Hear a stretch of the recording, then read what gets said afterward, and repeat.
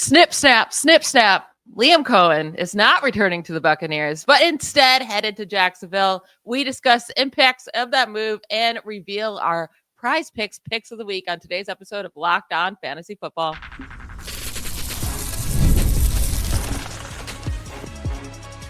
You are Locked On Fantasy, your daily NFL fantasy podcast.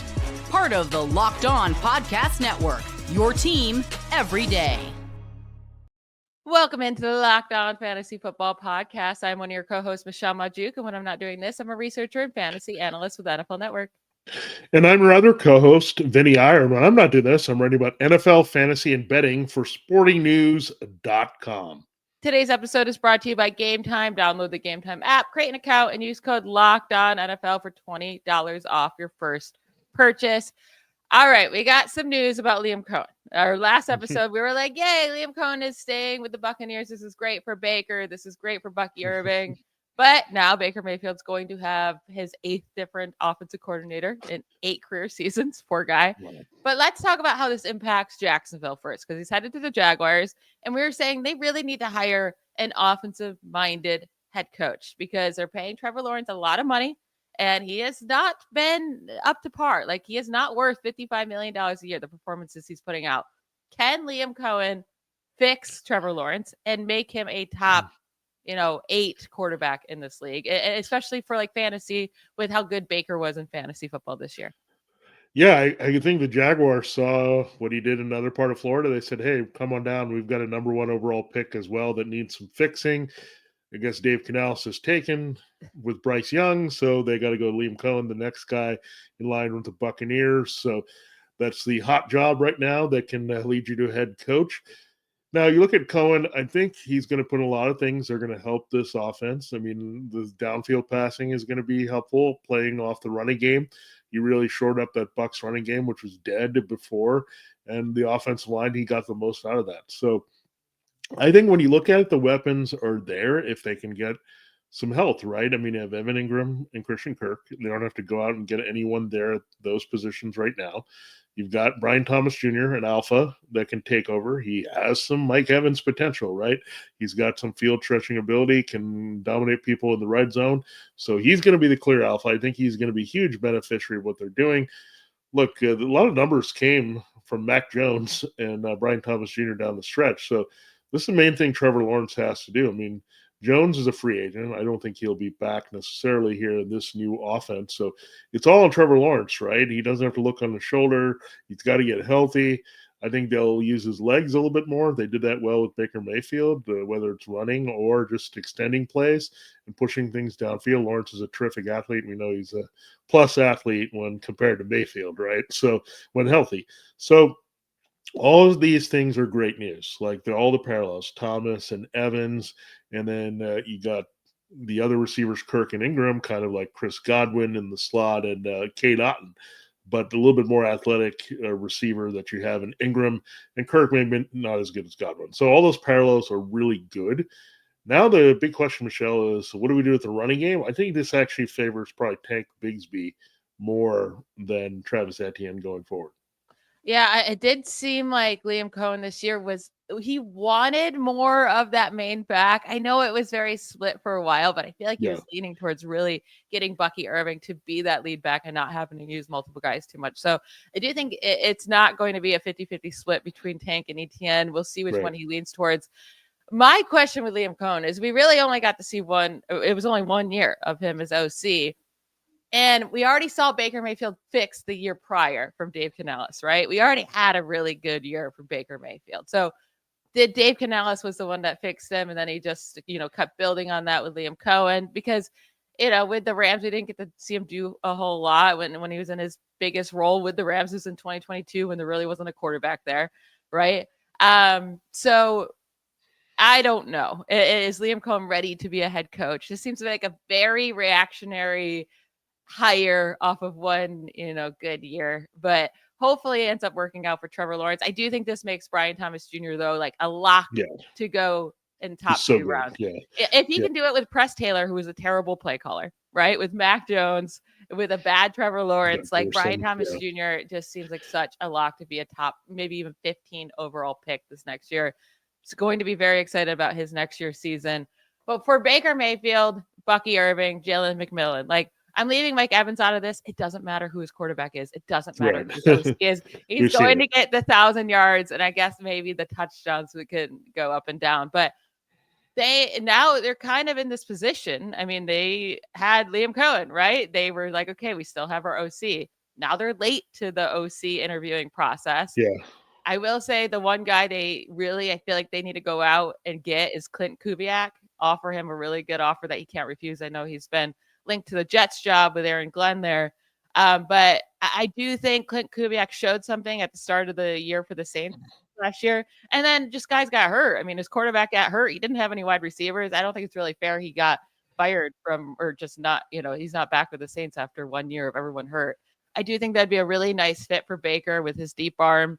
And then that could kind of save Jalen McMillan's potential as well.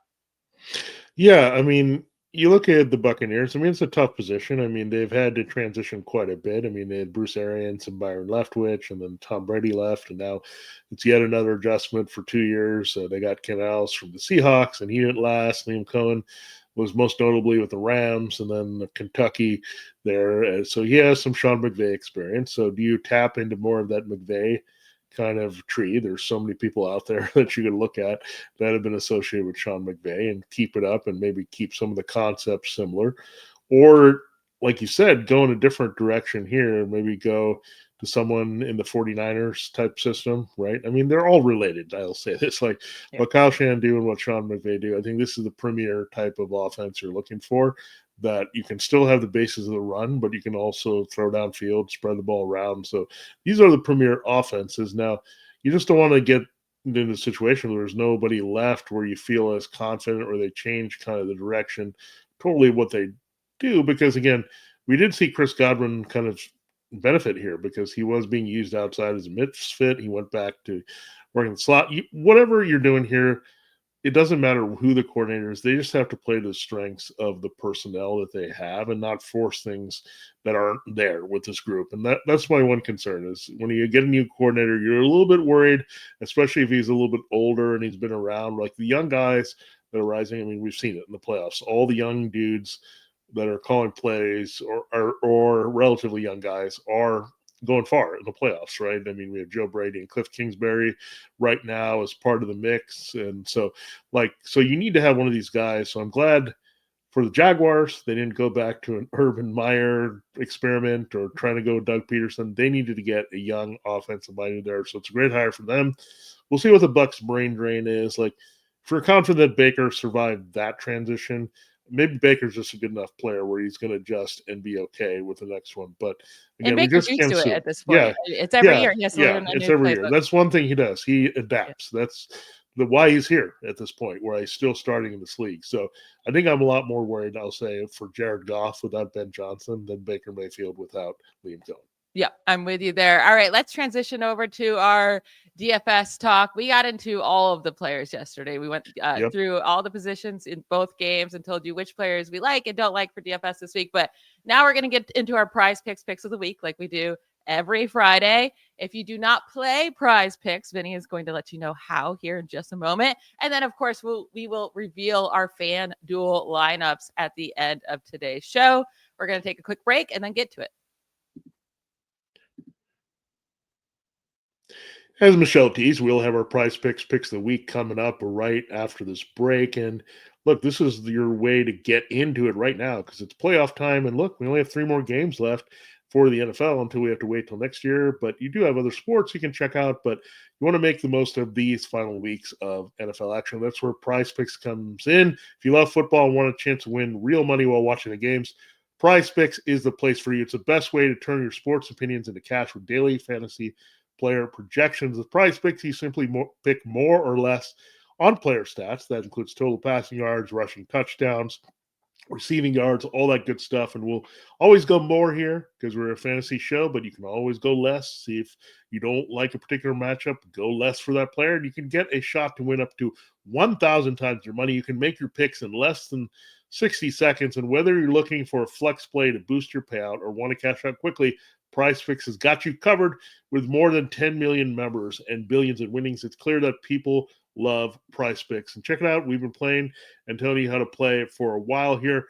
And again, we'll have those picks, so stick with us here, and we'll reveal those fun picks that we have across the board. Hint, there'll be some involving Jayden Daniels. Here's a special offer for you, Locked On Fantasy Football listener. Download the app today and use the code LOCKEDONNFL to get $50 instantly after you play your first $5 lineup. That's PrizePicks, only at PrizePicks. Download the app today and use the code LOCKEDONNFL to get $50 instantly after you play your first $5 lineup. PrizePicks, run your game. All right, Michelle, let us do this. We've teased the PrizePicks that are coming up, so let's dive right into it. What do you have here? There's some interesting ones, and you're starting out with a combination, it looks like.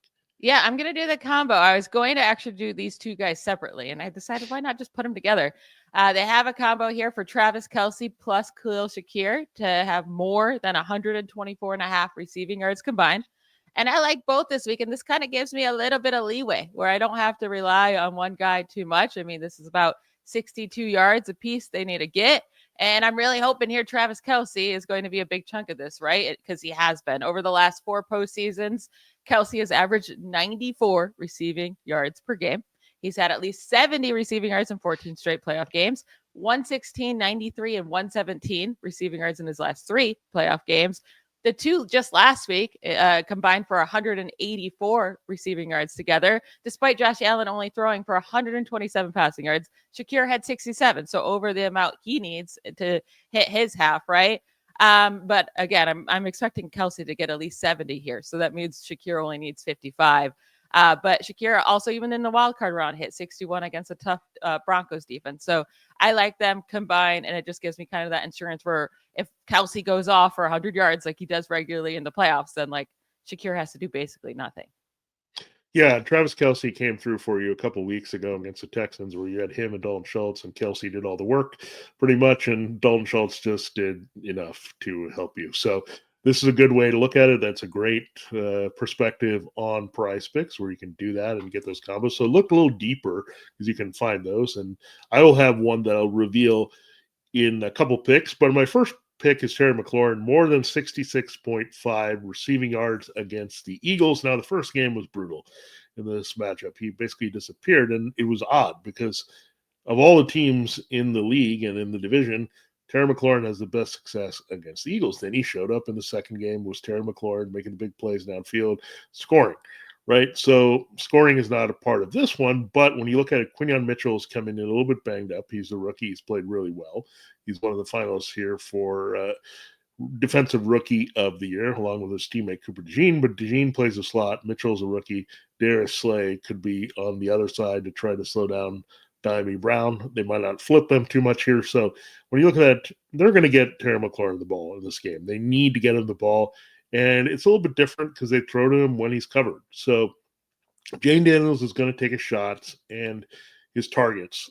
They're not going to hide away from Terry McLaurin. I think they learned that from the first game.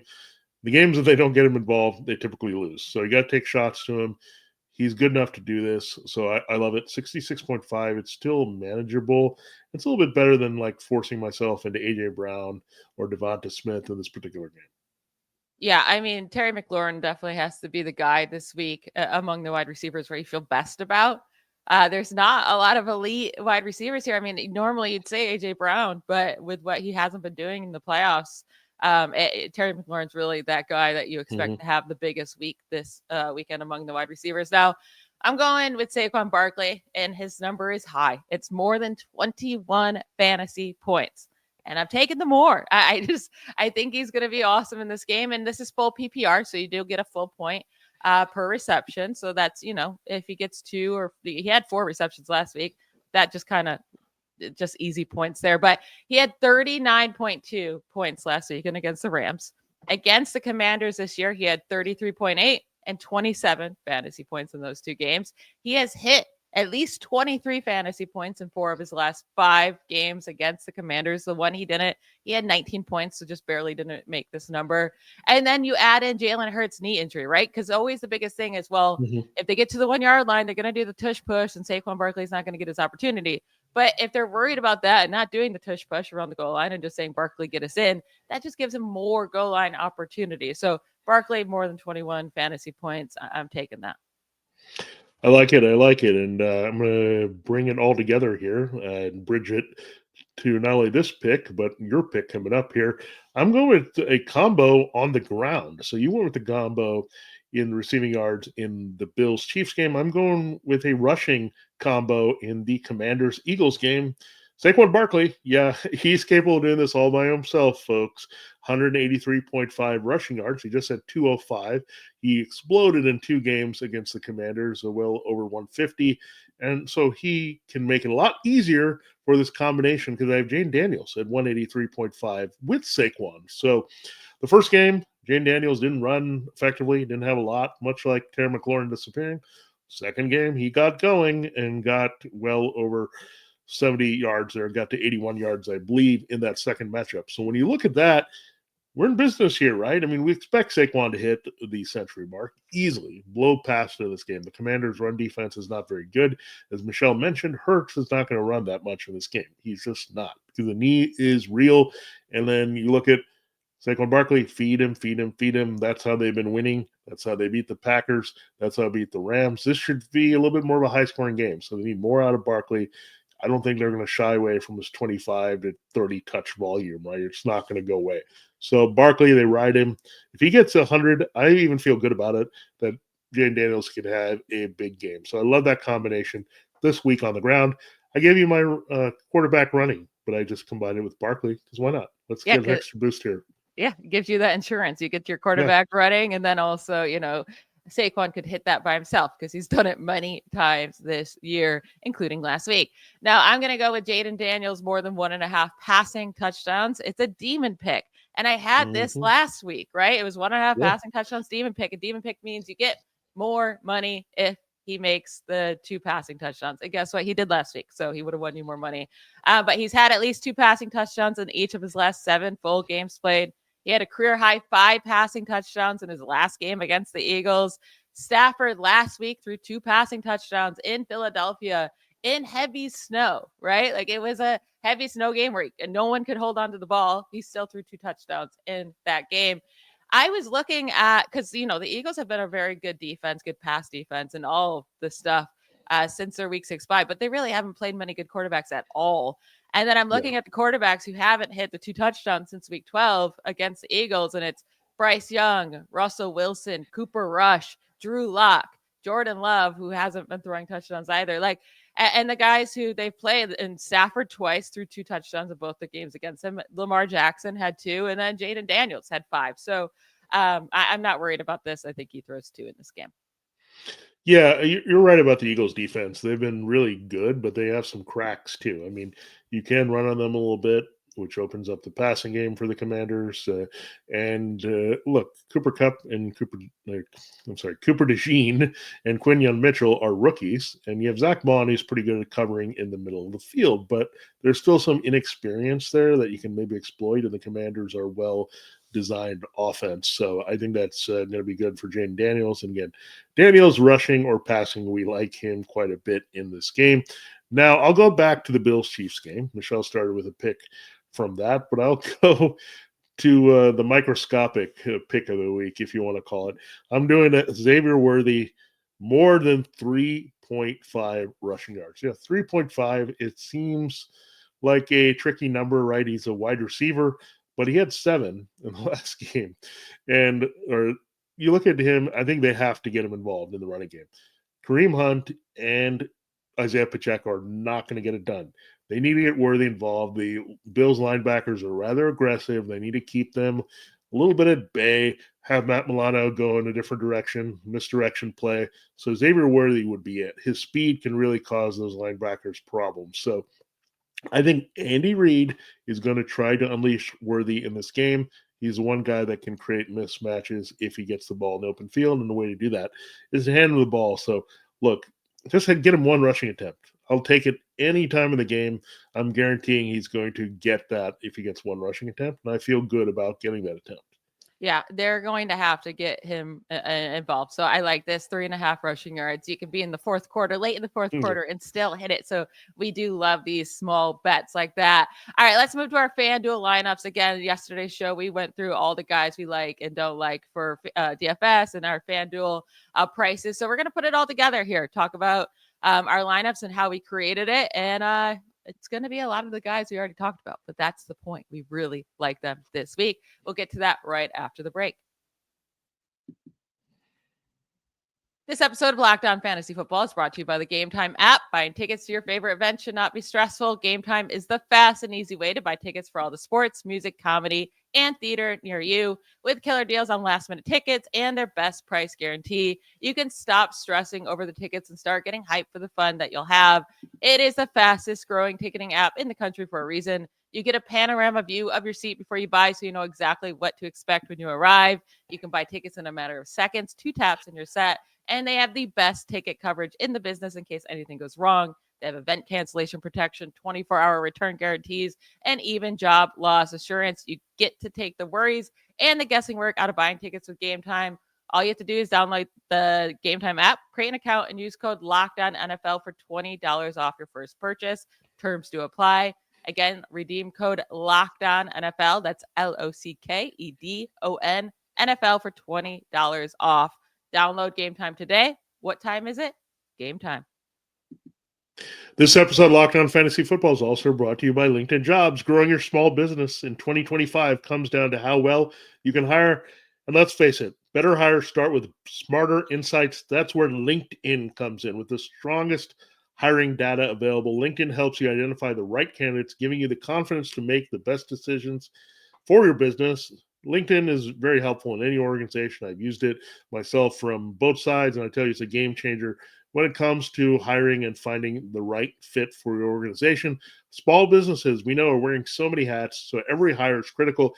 LinkedIn gets that. That's why they connect you with the best candidates using data you won't find anywhere else. From unique skills and interests to the connections you share, LinkedIn helps you find the right person for the job. In fact, 72% of small businesses say LinkedIn has helped them find high-quality candidates. So check it out. You want every team member possible in making the right hiring decisions, and LinkedIn Jobs is going to be right there with your management to make those right calls for you. Hire smarter this year and find your next great hire at LinkedIn. Post your job for free at linkedin.com/LockedOnNFL. That's linkedin.com/LockedOnNFL to post your job for free. Terms and conditions do apply. All right, Michelle. Yes, you talked about the redundancy that could happen here, but that has to happen. We only have 2 games. We have 4 teams. There's going to be some things we learned. So, again, this is your homework review, paying attention. If we've broken down DFS for you, all the good stuff here we've done yesterday and today. So, Michelle, let's start with your quarterback, and let's see if it's the same quarterback here for your FanDuel lineup this week. I mean, we've been talking nonstop about Jayden Daniels, so how to go with him. We think he's going to be great as a passer, great as a runner. He's less expensive than Josh Allen, and I just think he's much safer than Mahomes and Jalen Hurts, who are just below him. So I'm going with Jayden Daniels. No surprise there that I have matched you here with Jayden Daniels at 8,300. I was trying to do a lot of math and number crunching to get as many decent players as I could for return, but Jayden Daniels turned out to be the quarterback I had to go for time and time again. So easy start there. So Jayden Daniels gets a double stamp of approval here.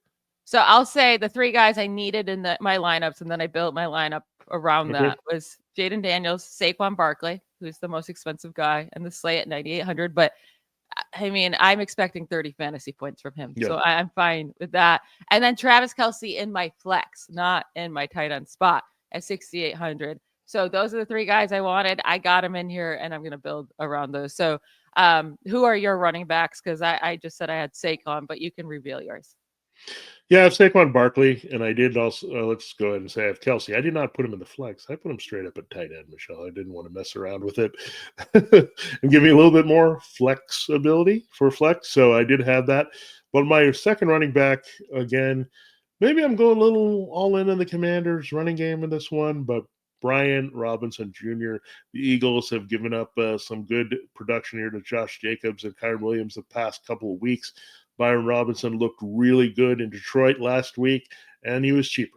And I didn't want to go as low as Kareem Hunt or Isaiah Pacheco to get disappointed about that. I said, where could I go low and still get some good value? Brian Robinson was it. I didn't want to pay up too much for James Cook, so that's where I went. I also have Brian Robinson Jr. Again, there's only 4 teams here to choose from. I did almost go with Kareem Hunt. I do think he's going to score at least 1 touchdown. And if he gets the 2, then he's going to be worth it. Gets the 1, probably not going to, win you a lot here. So I'm fine with going with Kareem Hunt, but it was only $400 more to go with Brian Robinson Jr. So I went with him instead. Yeah, that's definitely a way to look at it here. And again, if you feel like the Commanders or feel strongly about one team winning and controlling the action, you got to go kind of build your lineup around that mentality. So that's a good start there to your lineup with the Commanders. And now I'll go ahead and reveal my receivers. I have Khalil Shakir. We've talked a lot about him being a good matchup. We like that Shakir Kelce combo this week, going back and forth in the game. And again, he's priced right at 6,400, so you can get some good return. If he gets in the end zone, you're probably in business here with 3X. I'm going with Devonta Smith as another receiver here at 7,300. He's just cheap. I wanted to get Terry McLaurin in there and just go all Commanders, but I wanted to also get some other people in that weren't like scrubs off the bench, so I had to save a little bit of money. So and my third wide receiver ended up to be DeAndre Hopkins. Did I love the DeAndre Hopkins pick? No. But I figure he's a veteran. This is a big game. He might be revved up a little bit, maybe catch a touchdown. I had a choice between him and Amari Cooper. I went with the other midseason veteran acquisition, DeAndre Hopkins, as my third wide receiver. So I have Khalil Shakir. I have Devonta Smith. And I'm with you. I would have rather gotten Terry McLaurin than Devonta Smith, but I couldn't afford it. And then instead of going Terry McLaurin, I went with Diami Brown, who I do think is a way better option than DeAndre Hopkins or Amari Cooper. And he's still priced low. And I know he had his 2 breakout games, right? And against the Buccaneers and the Lions, you may say, okay, he just did it against bad defenses. And this is a much harder one.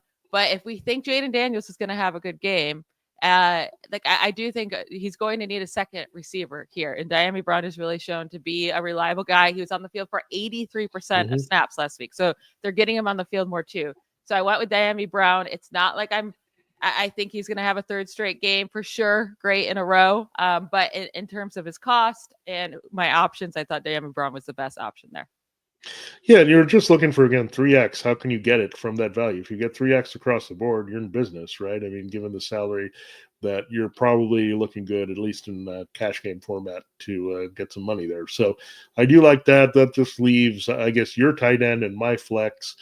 My flex is Austin Eckler. Again, going in with this Commanders game, I'm basically, I guess I wrapped up all the rushing touchdown potential, unless they put in Jerry McNichols, which probably will happen. You'll steal a touchdown and it'll all stink.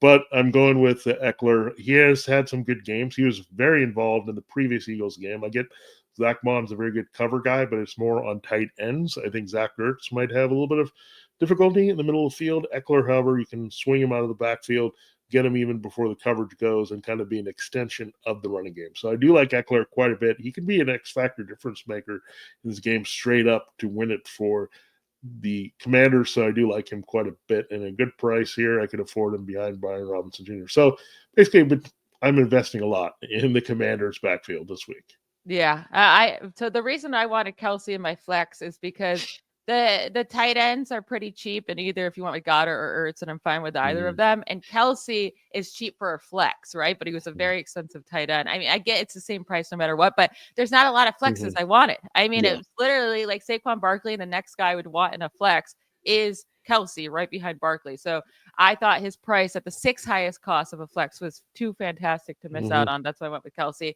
And then I'm going with Goddard in my tight end spot. I won't be surprised if he outscores, the Ecklers and the Kareem Hunts, like the other guys that you'd be putting in your flex. So Goddard has been very solid this postseason. He's going to need to be used if Hurts can't run as much. He's going to be having to pass more. And then also, you can definitely tight ends have been doing stuff against the Commanders this year, right? And then we even just saw Sam Laporta have a really nice game against them last week. So I went with Goddard there in my tight end spot. And then for my defense, I'm going with the Commanders, which might not make sense because I have Saquon Barkley going off on them, right? But Jahmyr Gibbs just went off on them last week. And they still, they had a defensive touchdown. They intercepted Goff a couple times, right? So I think the Commanders can be sneaky, turnover plays, but still have Barkley go off on them and then maybe get some sacks on Hurts as well. Yeah, I think the Commanders will be fine if Barkley runs for things, and they still have to have passing volume because the Commanders are expecting to stay in the game, right? And force the Eagles to pass a little bit more than they would like, because that didn't happen with the Rams or Packers. They didn't force the Eagles into throwing a lot. The Commanders can certainly do that. They did that with the Lions and to great results against Goff. So if Jalen Hurts is immobile, right, he's just a pocket passer at this point. So you can go after him. He was sacked quite a bit last week, by the way. The Rams pass rusher Jared Verse got after it this week game. It's going to be Dante Fowler Jr. doing a lot of disruption. Maybe they get Lattimore to make a big play on the back end as well. And their safeties are also pretty good at making plays, and I really like Frankie Louvu. He's an underrated player, and he made a lot of stuff happen last week in the middle of the field. So if there's a compressed offense, I think Louvu can make some plays. So, look, I went with the Commanders. Look, it's correlated, right? I mean, we have to say, if we're going with the running game, we like to go with the defense on that side as well. I mean, we could have maybe gone for the Eagles, but Jayden Daniels doesn't turn over the ball. Jalen Hurts could struggle in this game. And again, I also don't trust Mahomes or Allen to turn over the ball that much. So I think the best chance of turnovers is the Eagles. And that's why I think you go for the lowest price defense. There's only 4, but you got to go there to really give your lineup flexibility elsewhere. Yeah, Hurts was sacked 7 times last week. 7 times. Yeah. So that's what you need. You need the sacks. You need a couple turnovers or whatever. And I think all of these offenses we expect to have pretty nice games. So there's going to be yards against every offensive point or defense this week. So that is it. Wait, did you choose your defense? Yeah, I'm going with Commanders too. Oh, okay. I missed that. All right. So we basically you should know this by now. We like the Commanders a lot this week. We basically have the same roster with a couple of guys different this week. So very close for us. That is it for today's episode. That's it for our episodes of the week. We'll be back on Monday. And I mean, come on, Bills, please knock out the Chiefs this week. I think most of the country is rooting for that unless you're a Chiefs fan. We'll talk to you on Monday. Bye, y'all.